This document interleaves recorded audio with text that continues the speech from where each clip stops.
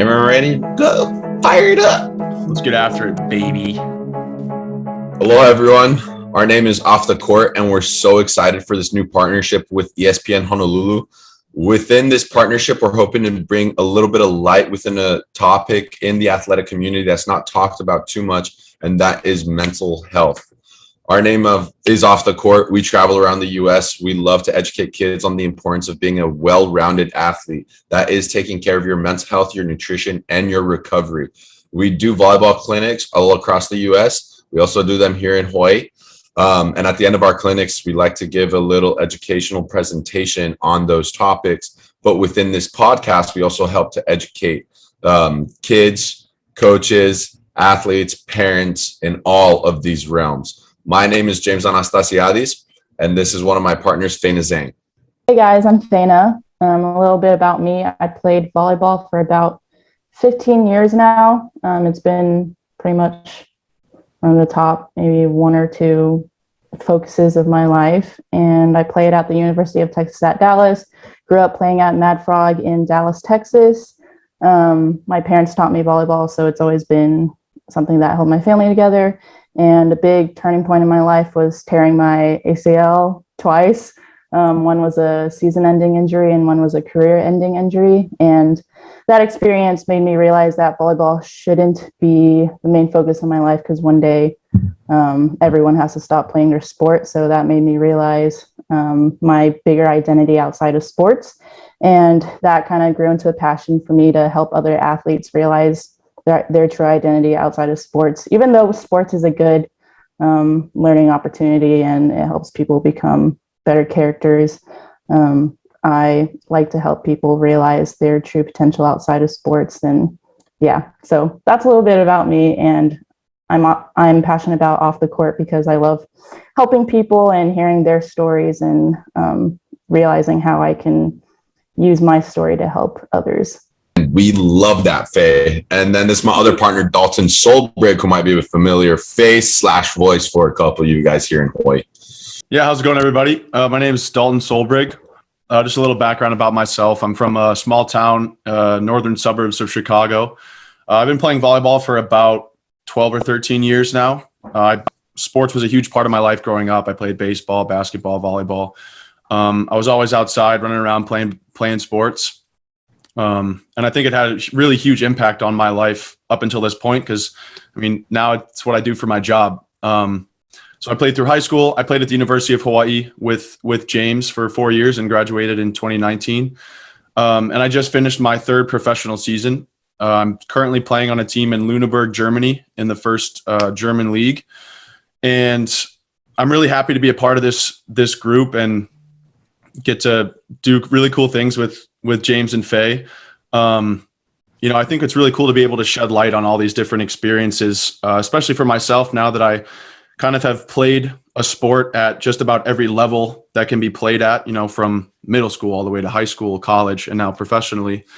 I have a lot of really unique experiences, and learning from those experiences has helped me kind of shape this viewpoint that I have on mental health and how much more we need to talk about it, how delicate it can be, how different it is from person to person.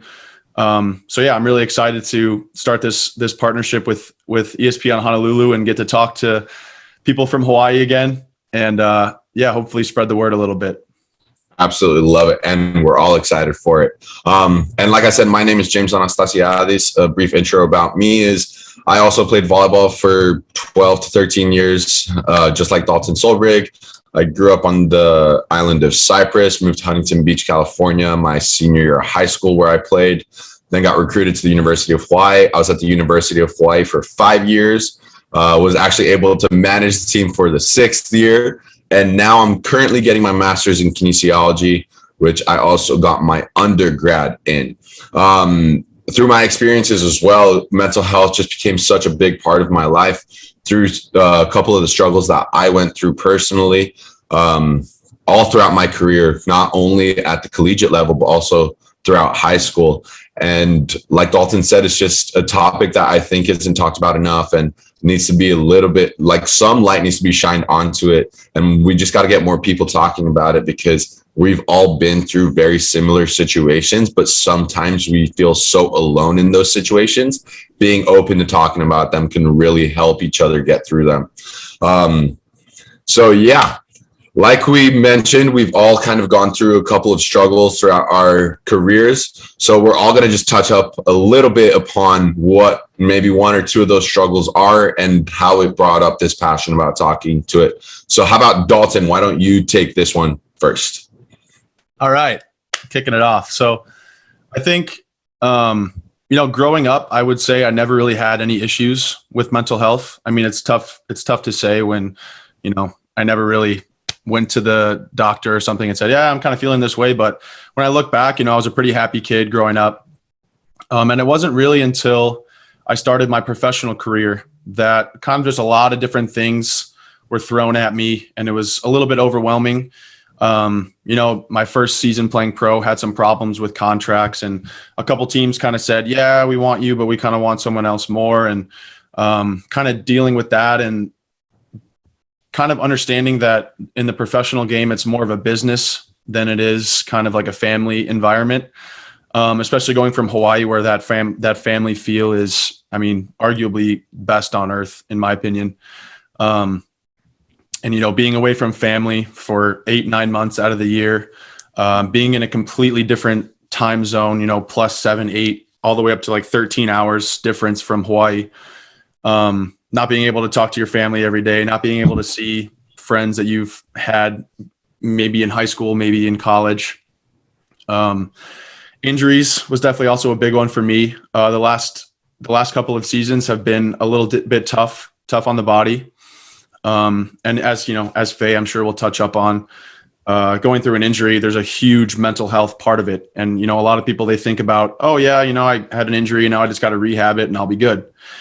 And there's a lot more that goes into it, on the mental health side, being able to be okay with not training for that long after you've been playing for, 8 to 10 years already, taking a break from it, deciding and kind of taking a step back is this even really what I want? And, in my case, through my injuries, it kind of opened my eyes to like, yeah, this is exactly what I want. Like, I want to get back on the court as soon as possible. So I definitely had some struggles, these last 2 years. And I think a big thing that I've learned is, kind of as Faye said, is your identity as an athlete. And one thing that I think we really preach here with Off the Court is that you're more than an athlete. If you're in college still, obviously you're a student, maybe you're a brother, a sister, a son, daughter, there's all these different things that you are, not just an athlete. And so one of the biggest things that I preach is finding your identity outside of being an athlete, and, knock on wood, I don't want this to happen to anybody, but in the case that your career ends because of an injury, maybe you're just forced to retire. Maybe it's just that point in your life. Maybe you're like 40 years old and you're still trying to play volleyball and it's just not happening anymore. What happens then? And it's not necessarily that you need to have a super concrete plan of if something like that happens, but I think it's to kind of explore different things. Maybe you like painting, maybe you like music, maybe you want to start a podcast with your friends or start a business with your friends. Maybe you really want to start coaching. There's all these different things, and it's so important to have these kind of outlets, I guess, because if all you are is an athlete and being an athlete doesn't go right, then that's going to be really, really bad for your mental health. It's going to stress you out. It's going to be, pretty terrible for you. So I think those are the biggest things I've learned. And I think just in general, talking about mental health is one of the more difficult things that I've experienced for sure. Even after starting this company with these guys, I tell them all the time, every time they check in on me, like, hey, Dalt, like, how's your mental health doing? Especially, these last couple seasons going through a lot of injuries. It's almost like my brain is just default to say, yeah, I'm good. I'm fine. Like, I'll get through it. Right. And the truth of it is, like, sometimes I'm not fine. Maybe I'm not terrible. Right. But it's kind of that realization that, you don't always have to just say you're fine. You don't always just have to push it down. You know, it's a conversation that needs to be had at every level with coaches, with teammates, with friends, parents.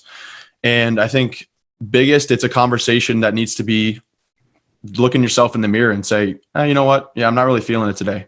And I think that realization is one of the bigger parts of being open to talk to other people about it, and just making that conversation a whole lot more comfortable in the athletic community as a whole, you know, all the way from the youngest athletes all the way up to pros, coaches, administrators, everything like that. So definitely learned a few things, and definitely some big changes that I think still need to be made. And that's kind of what we're working towards with Off the Court, and hopefully we can get there. Wow. That was spot on, Dalt. Oh my gosh. Yeah, that was a lot of really good stuff said there. Faye, do you want to touch up on like what you've learned through your experiences as an athlete, coming out of retirement and all that? Geez, Dalt, you took most of my answer. So yeah, a little bit more background about my story. Like I said, I grew up, in a volleyball family. Like volleyball was basically my life. I didn't go maybe max like 2 days without playing volleyball or touching a volleyball. So when I tore my ACL the first time, I knew like, okay, well, a lot of people go through this. I can get through it. If they can, then I can. And I knew I was a hard worker. So physically, I knew I could get back from it. But mentally, I was not prepared. I remember talking to someone in the training room, and they were like, man, you're going to have a tough time with this. And I was like, nah, I'll be fine. Like, I know I can get through, anything that comes my way. But man, those 8 months were some of the toughest of my life, just dealing with like gaining weight, as a female athlete, especially like knowing that I couldn't work out when I felt stressed or felt bloated or something like that, just because of my injury. That was a tough time. And just volleyball was a huge stress relief. Like if I felt stressed about a test or something, I would just go play volleyball. And so when I couldn't do that, I learned a lot about myself, just in terms of what other hobbies can I try. Like I'm Faina, the artist, not only Faina, the volleyball player. So tried a lot of art during that time and was so excited to get back on the court. So I got back on the court a year later, tore it again that summer. And that was career ending for me, because the doctor was like, yeah, if you tear it again, you probably would have trouble walking and everyday life situation. So had to stop playing for a second time. And that one was more devastating, because I knew that I probably couldn't get back on the court ever and play competitively like I wanted to again. And I had trouble with like, why me? Like thoughts of why would this happen to me? Like volleyball was the greatest source of my joy. So I actually went to therapy after that, because I just had trouble with being okay with my situation and trying to find other outlets of happiness for myself. And a huge background about me, like I'm a pretty big perfectionist. So like every aspect of my life had to be perfect. And so up until that point, like everything was not in control for me. And so I had to learn a lot about just, letting life just being okay with how life is taking me, and like it is what it is, So after that, I realized I could use my story to help other people going through the same thoughts and emotions. And so I've talked to athletes like Tyra Rail, who's now at USC. She just tore her ACL again. And so I've been helping her and talking her through that. And it's been really rewarding to me knowing that even though I had a terrible time with my experience, I can at least help someone out in a positive way. So that's been a huge passion for me. And so that's why Off the Court has been, like the best experience so far, just because even though I had a bad time with mine, at least I can use it in a positive way. So yeah. Love it. And couldn't agree with you more. I think so many times as athletes, we kind of let situations out of control dictate things that we do have control over, and kind of wash away from putting the energy into those things that we can actually change, rather than overthink the ones that we can't. And yeah, like Faye said, that's a very rewarding thing about Off the Court, is that we've managed to kind of shine light and have these open conversations with some pretty phenomenal athletes, and help guide them through the right path. So yeah, a little bit more about my story is my last 2 seasons at the University of Hawaii, I kind of struggled with my eating. Definitely was not eating enough. So up until my junior year, I obviously was not in the best shape of my life. Wasn't too happy with my situation on the team. I wasn't very happy not given opportunity to play. So going into my senior year, decided that I had to lose a good amount of weight because I was definitely a little bit overweight for a volleyball player. I had to lose a good amount of weight and was going to come back in the best shape of my life. And so over the summer, I did lose 35 pounds, came back in the best shape of my life, felt great, all this, kind of got introduced to the keto diet at the beginning of that summer, was doing intermittent fasting. I was training 2 times a day, kind of everything that the grind hard, work hard mentality had, and the perceived work hard, play hard mentality for all athletes. I thought I was doing everything right, but that really wasn't the case when I got back to school, because I continued these habits, but my training had increased so much that I couldn't really keep up with it. The keto diet definitely isn't a diet for most athletes. If any athletes, honestly, we do need carbohydrates to help fuel our bodies, and we need those to stay in pretty much optimal performance. So through that, by October that season, I kept losing weight. I maybe dropped another 10 pounds. So I was 205 pounds, maybe sitting at 4.5% body fat, 5% body fat. And I was honestly miserable. I would go to practice. I wouldn't eat until 12 o'clock. I'd literally be sitting in class. I'd be sucking on halls, trying to like avoid the hunger. Because I knew that I couldn't physically eat until 12 o'clock hit. That was kind of the mentality that I was going through at the time. So I'd go to a 3-hour practice, finish practice, wouldn't eat prior or after. Then we'd have weights at 3 o'clock, and the only thing I'd eat in between there is maybe a salad with some chicken on it. And then I'd have one more meal, and then I'd just fall asleep because I honestly was drained from my energy. So we were sitting in my psychology class one day, going over signs and symptoms of eating disorders and anorexia. And I kind of had a lot of the symptoms that our professor was talking about. And then I remember vividly after that class, I kind of sat outside class for about an hour and had a little self-talk to myself. And I was like, damn, dude, maybe I'm not okay. Maybe a lot of this is the reason why my performance is starting to decline, why I'm feeling exhausted all the time, why I'm just super stressed out, why I'm super anxious all the time. So I remember right after that, I called my mom and I was like, hey, Mom, I really need to come home for Thanksgiving. I'm not feeling great. I'm not doing great. And I just really need to talk to you. So fly home, have this conversation with my mom, and we just kind of realized that I slowly had to make changes. Talked to one of the sports nutritionists that actually works at the company, physical therapy clinic / gym that I used to work at, called U District. And he really helped me with making changes to my eating habits. But the issue with that is a lot of people don't understand is it's such a roller coaster of events when it comes to like coming out of or recovering from something like that, because you'll start to make slow changes, but you also start to see physical changes within yourself.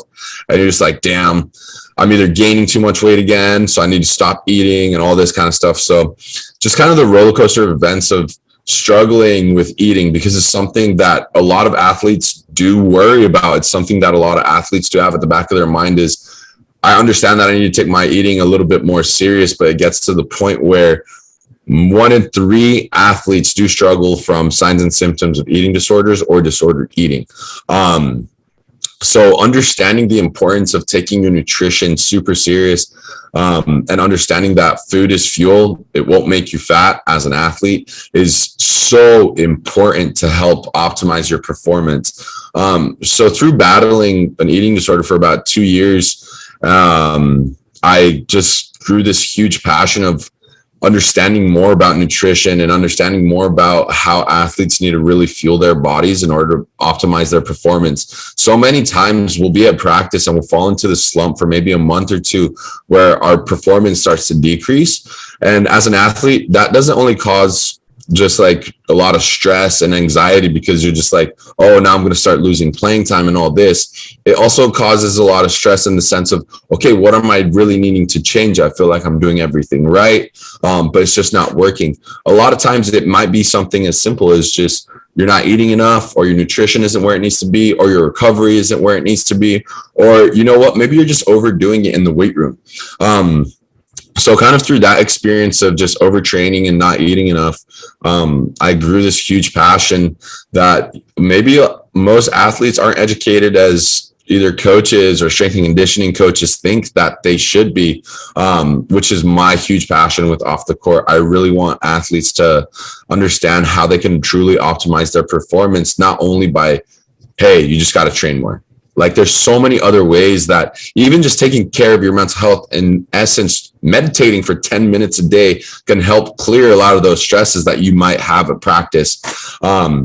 So that's my huge passion with Off the Court through my experience. And then, 2020 COVID ended my season. So I did also struggle with what Dalton and Faye touched up about and talked about, just identity crisis. I was like, damn, all I've known for the past 10 years is volleyball. What's next, and I found a huge passion in coaching, and that's what I do now.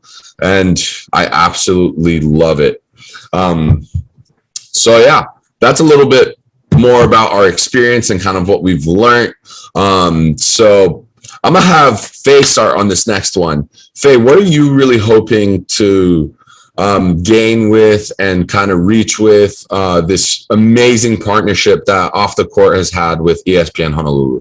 Yeah, I mean, ESPN is huge. So, our main goal with Off the Court is just to reach as many athletes, coaches, parents as much as possible. And so I think ESPN will definitely help us expand our reach. We have a pretty good reach right now, and a lot of our audience is in Hawaii, just since y'all two played in Hawaii. And so I think ESPN will help us further our reach and hopefully expand past Hawaii. We have some in Chicago and Dallas, but our goal is to just, be worldwide. And ESPN will definitely be a huge first step for us to just expand our reach. So I'm super grateful for it. Dalton, how about you?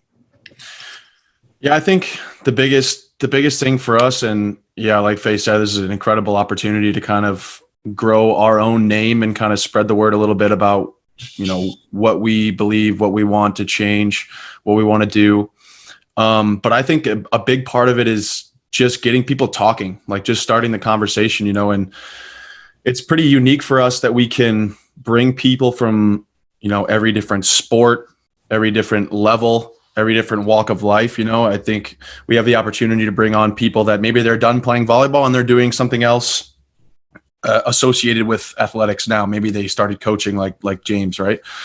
And I think a big thing for that is, if you're a struggling athlete, like I said earlier, mental health especially is pretty delicate. It's very individualized. But, I might come on here and talk about my own experiences and my own mental health. That might not help everybody, right? There might be somebody that's like, that doesn't really help me at all. But maybe one of these people that we bring on, maybe it's a basketball player talking to another basketball player, or, a young kid that is playing basketball is listening. They can really relate now. And I think that just makes it so much easier to start that conversation. And of course, we want to get involved in all different sports. Obviously the volleyball side was a little bit easier since that's kind of all of our background, but we want this to be athletics as a whole, from all the way to youth sports, all the way to the professional level. We want just that conversation to be more comfortable. We want it to be had in the first place.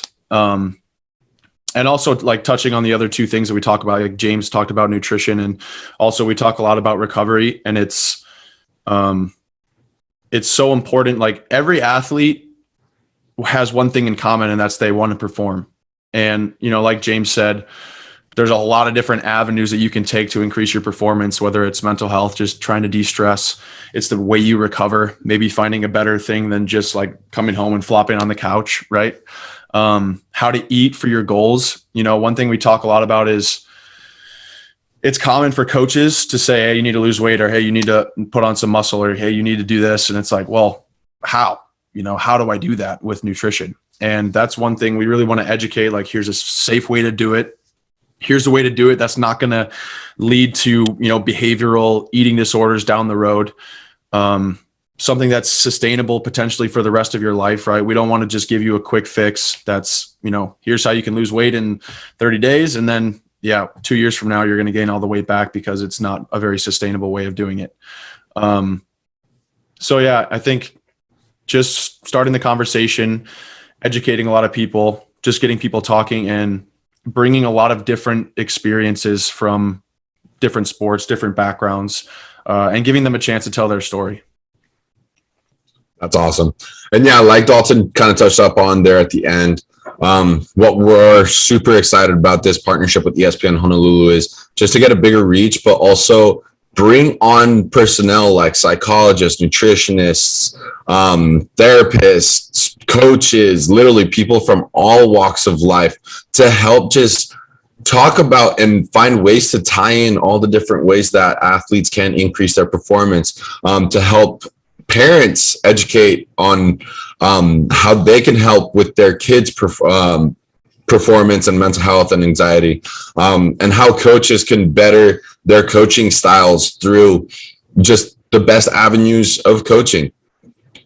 So we're so thankful and so happy about this partnership with ESPN Honolulu. We are off the court. One of our biggest mottos is you only train 2 to 4 hours in the day. What are you doing the other 20 to 22 hours? We're super excited for you guys to listen to what we have to say and what our guests have to say mostly.